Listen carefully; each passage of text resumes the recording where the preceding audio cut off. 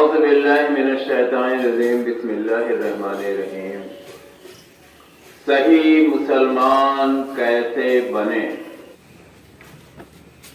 اللہ تبارک تعالیٰ نے قرآن شریف میں فرمایا ہے، جب انسان کے اوپر کوئی بڑی مصیبت آ پڑتی ہے، جیسے آپ کا کوئی اپنا سگا بہت زیادہ بیمار ہو، اب سب لگا ہو، یا آپ کشتی میں سفر کر رہے ہیں، آپ کی نائے اب ڈوبی کی تب ڈوبی، یا جہاز میں آپ سفر کر رہے ہیں، ایک اعلان ہو جائے کہ اسی میں بم رکھا ہوا ہے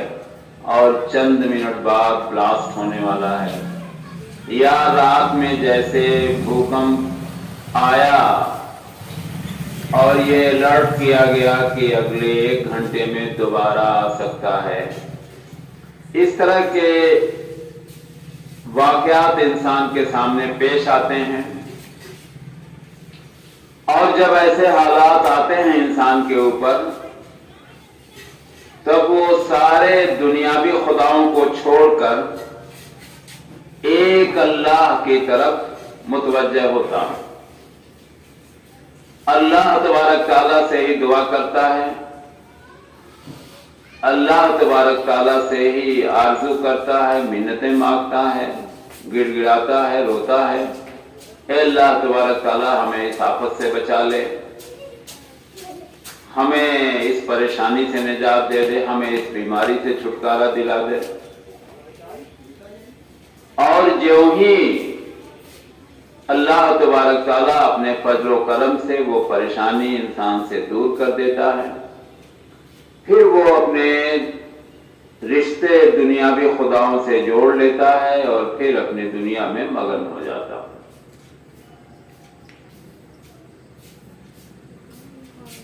ایک واقعہ ہے، ایک صحابی نائے میں سفر کر رہے تھے، اس وقت وہ ایمان نہیں لائے تھے، نائے ہچکولے کھانے لگی کہ اب ڈوبی یا تب ڈوبی۔ سب لوگوں نے مشورہ کیا، جو لوگ اس نائے پر تھے، کہ بھئی اس وقت ہمیں صرف اور صرف اللہ ہی بچا سکتا، یعنی وہ مشرک تھے ہی، ان لوگوں نے مشورہ کیا کہ اس وقت تو صرف ہمیں اللہ تعالیٰ ہی بچا سکتا ہے، اس لیے سبھی لوگ اللہ تبارک تعالیٰ سے دعا کیجیے۔ سبھی لوگوں نے اللہ تبارک تعالیٰ سے دعا کی،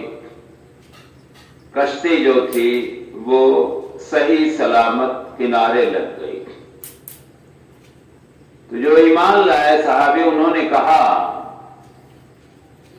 کہ اگر بھنور میں پھنسنے پر ہماری حفاظت کرنے والی ذات صرف اور صرف اللہ تبارک تعالیٰ ہے، تو خشکی پر آنے کے بعد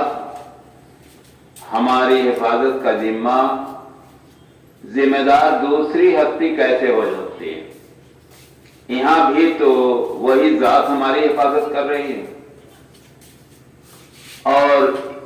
یہی بات ان کے دل و دماغ میں بیٹھ گئی اور وہ اسلام میں داخل ہو گئے، یعنی ایمان لائے۔ تو اس طرح کے مرحلے سب کے سامنے پیش آتے ہیں، کسی بھی قوم و ملت کا ہو، کسی بھی مذہب کو ماننے والا ہو، ہے وہ انسان، اور کسی نہ کسی نام سے اللہ تبارک تعالیٰ کو وہ جانتا، پہچانتا، پکارتا۔ اور جب بھی اس کے سامنے آپ خود اپنے آپ اپنے دلوں سے پوچھئے، اپنے حالات کو یاد کیجئے، یہ چیزیں آپ کو خود بخود یاد آ جائیں گی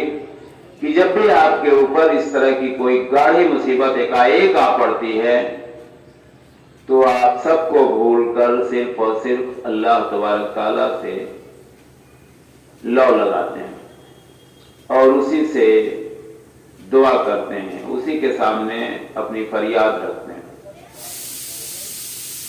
اور جو ہی وہ آپ کی سن لیتا ہے، آپ کی بیماری دور کر دیتا ہے، آپ کے بچے کو زندگی واپس کر دیتا ہے، آپ کی اور کوئی ایسی پریشانی ہے اس سے بچا دیتا ہے،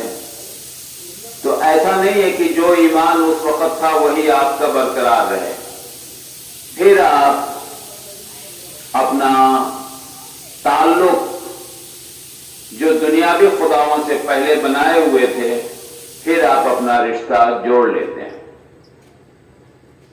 اور اس مجال اس مجال آپ تشریف لے جاتے ہیں۔ کہنے کا مطلب یہ ہے کہ وہی ایک خدا ہی ایسا ہے جو ہر وقت ہماری آپ کی حفاظت کر سکتا۔ اس لیے چھوٹی پریشانی ہو،